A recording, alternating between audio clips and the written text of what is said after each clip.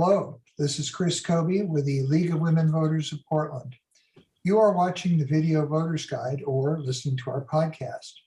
We are here today to talk with candidates running in the May 17, 2022 primary election. All the candidates running for this position in the primary election were invited by the League to participate. We asked the candidates for the same office the same questions. The number of questions asked is determined by the length of a candidate's answers.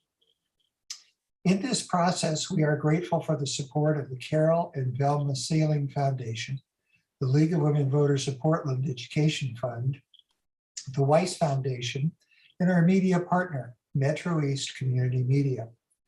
With me is Representative Zach Hudson, candidate for Oregon House District 49, which includes Troutdale, Fairview, Wood Village, and the northern part of Gresham. Welcome, Representative Hudson. Thank you. Great to be here. Please tell us a little about yourself and why you're running for this office.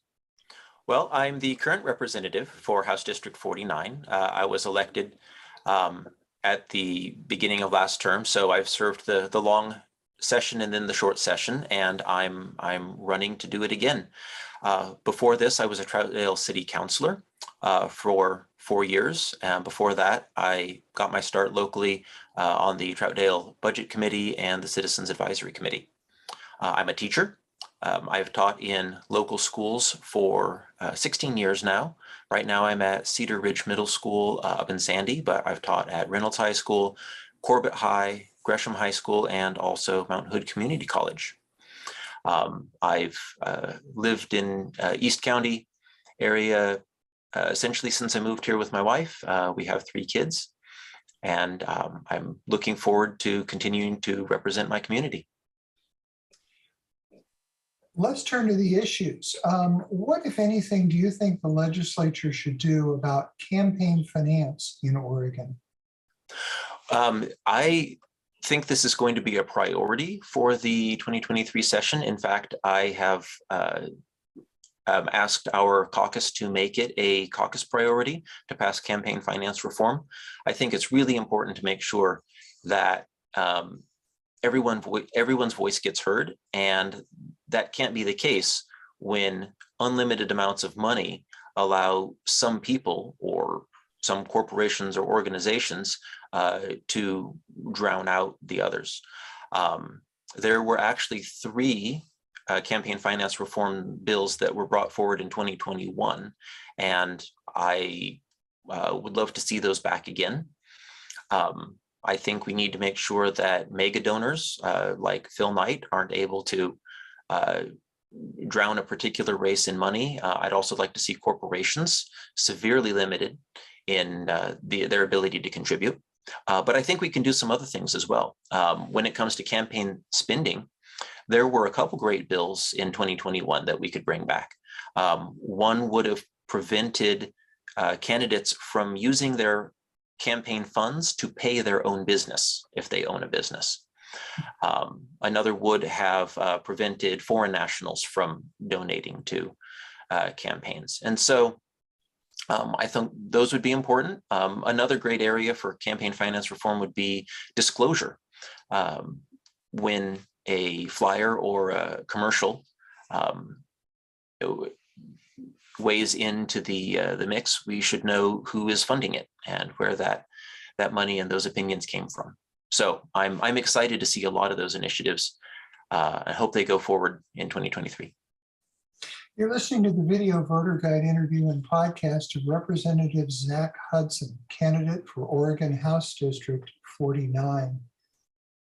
Should Oregon use an independent citizens redistricting commission, and why or why not? Yes, it should, but it needs to do so very carefully, and it needs to be very deliberate about how it designs a commission.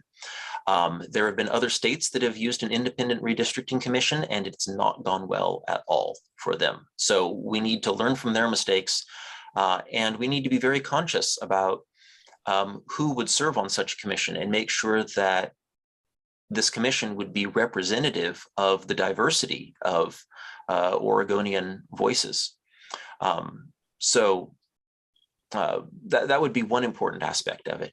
I am interested in the possibility of using computer technology to design non-partisan districts, or to design districts in a nonpartisan way, because of course a computer can truly remove partisan calculations from what it's considering.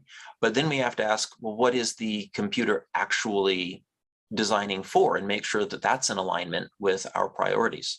We've decided in Oregon that we need not just compact districts, but districts that keep together communities of interest, that keep together transportation routes, and that try to use existing county and city lines when possible.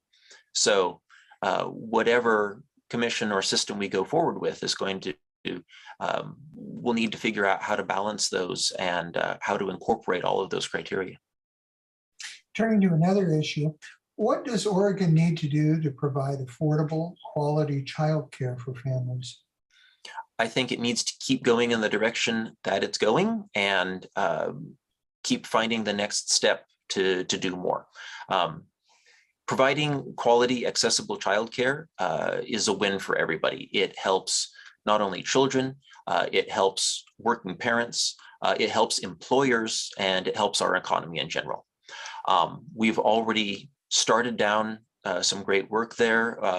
Multnomah County overwhelmingly supported the Preschool for All initiative. Also, this last session in 2022, we passed House Bill 4005, which did many things, but it also increased the childcare subsidy rates. I think we just need the political will to make it happen. And then we need to design a system that's not only great for children and working parents, but really invests in our childcare workers. We need to make sure that the people who are looking after our children are highly trained and are paid a living wage. Thank you, Representative Hudson. This concludes our video voters guide and podcast interview of Representative Zach Hudson, candidate for Oregon House District 49. Election Day is Tuesday, May 17. Thank you for informing yourself about the candidates and for exercising your right to vote. For more information on the primary election in this race, visit our websites, vote411.org and lwvpdx.org. Thank you for your interest.